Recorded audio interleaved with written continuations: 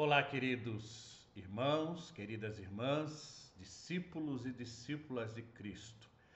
Este é o segundo vídeo dessa nossa caminhada em busca do discipulado, em busca de sermos iguais a Cristo. Foi para isso que ele veio ao mundo e é o chamado para todo cristão, ser exatamente como Cristo foi nesta terra, aprender, imitar a Cristo.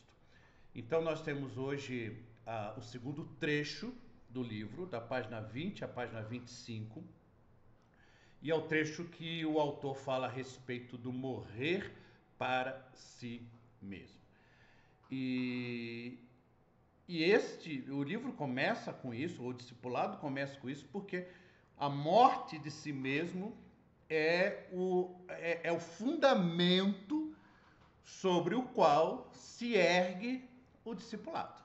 Não tem como sermos discipulados, não tem como sermos imitadores de Cristo, não tem como nós sermos verdadeiros cristãos se não morrermos para nós mesmos. E aí, quando ele vai argumentar isso, ele começa falando até de uma certa forma irônica que Jesus é um péssimo marqueteiro, ou Jesus não tinha um marqueteiro, ou o marqueteiro de Jesus era muito ruim. Por quê? Porque Jesus não floreia o chamado. Jesus não enche o chamado de atrativos para as pessoas. Jesus é extremamente objetivo, extremamente franco.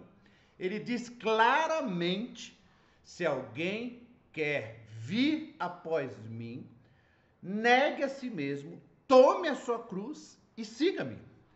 Quer dizer, se talvez hoje, e aliás é o que nós vemos hoje em muitas igrejas, quando elas fazem uma propaganda, quando elas querem trazer novas pessoas para a igreja, elas fazem uma grande propaganda que o cristão se converte, prospera, adquire muitas posses, resolve todos os seus problemas, não fica doente, né? Aqueles retratos, aquelas fotos, né, de famílias felizes, todo mundo sorridente, como se a conversão, como se o discipulado fosse um discipulado sem morrer para si mesmo e sem cruz. Então não é assim que funciona. Jesus não usa desse tipo de marketing, dessa propaganda enganosa, né? Ou a propaganda enganosa ou o evangelho que estão vendendo por aí é um evangelho enganoso. Porque o evangelho de Jesus é o evangelho que traz consigo a exigência de seguirmos a Jesus, e para seguirmos a ele nós temos que morrer para nós mesmos. E o grande problema é que a maioria das pessoas não entendem o que é verdadeiramente conversão.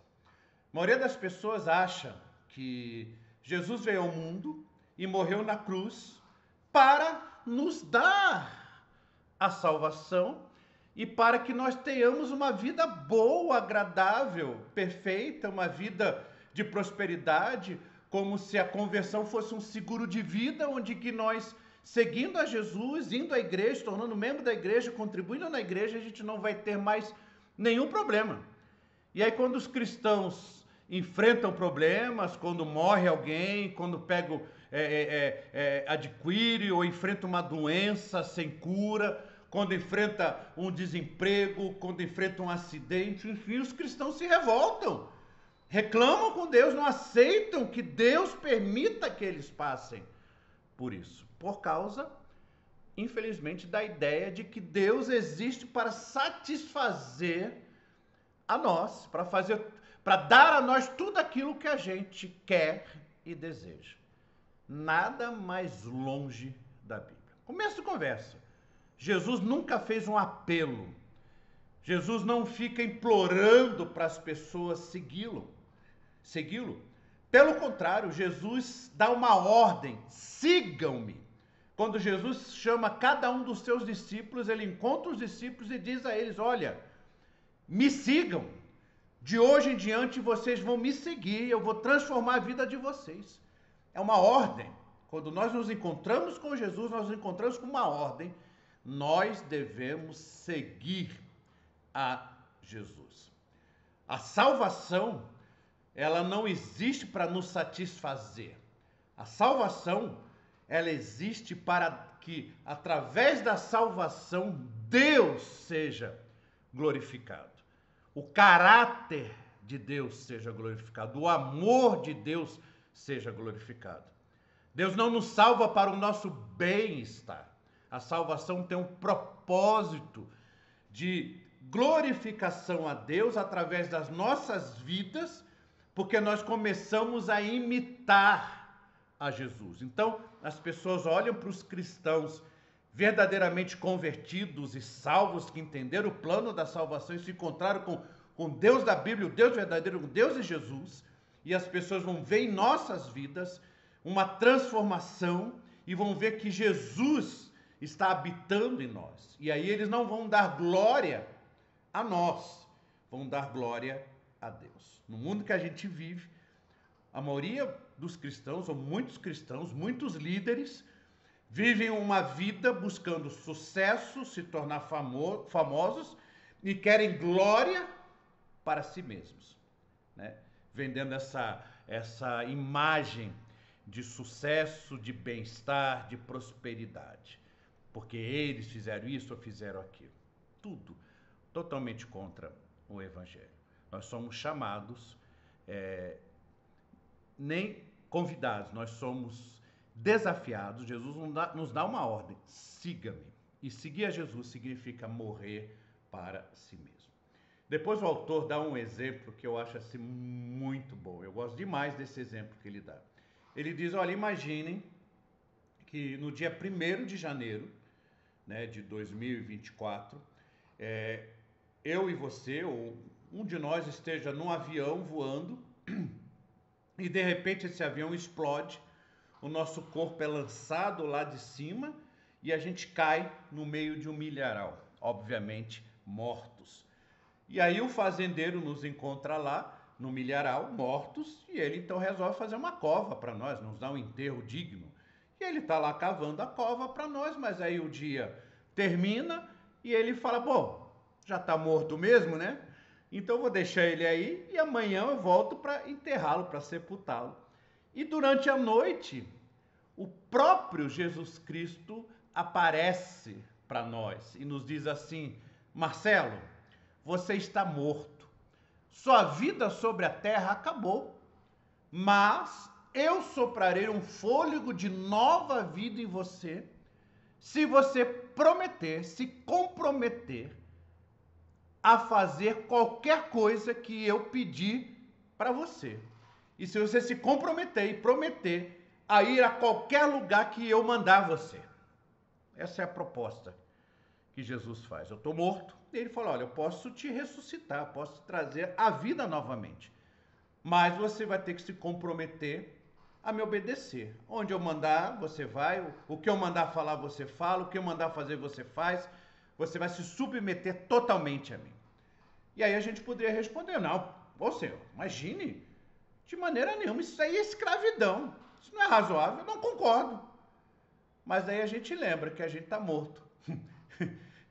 E aí a gente percebe que a gente não está em posição de negociar. Estou morto. Ou aceito a vida e passo a servir a Jesus, ou continuo morto. Ele não está me obrigando, né, a aceitar isso. É uma decisão que eu posso tomar, sim ou não. Aceito e volto à vida e passo a viver para ele, ou senão eu continuo morto, né? E dali em diante, né, no dia 1º de janeiro, Marcelo morreu. E dali em diante, quem passa a viver em mim é Cristo. É exatamente o que Paulo fala. Estou crucificado com Cristo. Já não sou eu, Marcelo, quem vive, mas Cristo é quem vive em mim. Isso é o começo do discipulado. É a gente entender. Aí você vai dizer, mas eu não estou morto.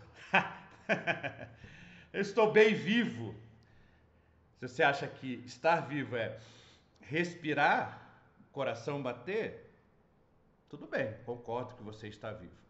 Mas segundo a Bíblia, quem não está, quem não conheceu a Deus, quem não se submeteu, quem não morreu para si mesmo, na verdade está morto em seus próprios delitos e pecados. Está lá em Efésios. Né? Quem não conheceu a Cristo está morto em delitos e pecados. Aí você vai, não, mas eu sou livre. Isso é escravidão. Irmãos, irmãs, nós somos escravos do pecado e somos escravos dos nossos próprios desejos, vontades e prazeres. Ah, eu estou com vontade disso, eu estou com vontade daquilo. E essas nossas vontades, nossos desejos, tomam conta de nós, se tornam impositórios a nós e a gente se torna escravo. Nós somos escravos do pecado, somos escravos dos nossos desejos, somos escravos dos nossos prazeres, das nossas vontades. Você e eu não somos livres, não somos livres. Nunca pense que você é livre. Então, aceitar a proposta de Jesus é finalmente ser livre de verdade. Porque no momento que eu passo a viver a minha vida tão somente para Deus, fazendo a vontade de Deus, servindo a Deus, me curvando de forma absoluta e completa a Deus, eu me torno livre desse mundo. Não importa mais o que o mundo ache, não tenho mais necessidade de ganhar dinheiro, de ficar rico, não tenho mais necessidade de ficar famoso, não tenho mais necessidade de ficar mostrando nas redes sociais uma coisa que de fato eu nem sou, né? Ficar lá fingindo uma riqueza, uma alegria, uma felicidade. Não vou mais me importar com o que os outros vão dizer. Já pensou a liberdade, você não se preocupar com o que os outros... O que vão achar de mim? Você vai sair de casa, essa camiseta não está muito boa, é muito simples, eu devia estar com uma roupa melhor, uma roupa de marca, para as pessoas me aceitarem. Você não tem mais preocupação nenhuma. Essa é a verdadeira liberdade. Um morto não tem direitos, um morto não tem preocupações, um morto não tem que dar satisfação para ninguém e um morto não se preocupa com o que falam dele. Aliás, depois que a pessoa morre, só se falam bem, né? E no público e no privado vão falando mal das pessoas que morreu.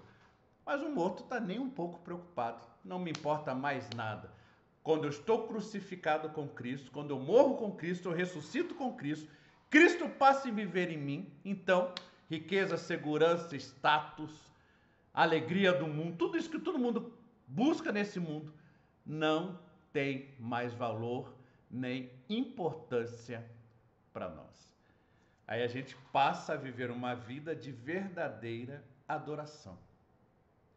Morrer para nós mesmos nos liberta para ter prazer em amar a Deus, em ser amado de Deus e em amar a Deus. Isso é o fundamento do discipulado. Sem essa decisão de morrer para si mesmo, sem que a gente entenda que, na verdade, a gente já está morto, né? E a gente não consegue.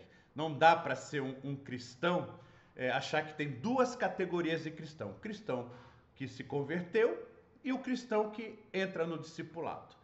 Achar que eu posso ser um cristão apenas convertido, não entrar no discipulado, não. Se você acha que é um cristão apenas convertido, não quer ser discipulado, você não é um verdadeiro cristão. Você não se submeteu verdadeiramente a Cristo, não conheceu a salvação cuja qual a Bíblia fala. Só existe uma forma de ser cristão, que é ser verdadeiramente discípulo de Jesus.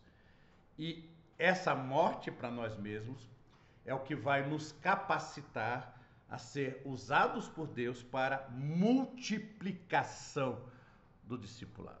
Né? O autor lembra de Jesus falando lá em João capítulo 12, se o grão de trigo não cair na terra e não morrer, ele continuará só. Mas se ele morrer, ele vai dar muito fruto. O grão de trigo só dá fruto. Qualquer semente que você plantar só vai dar fruto depois que ela é sepultada, ela é enterrada, ela morre, Depois que ela morre, aí começa a germinar a vida e aí vem a multiplicação. E também sem multiplicação não existe discipulado. Que Deus nos abençoe, irmãos e irmãs, para enfrentar a realidade da nossa vida.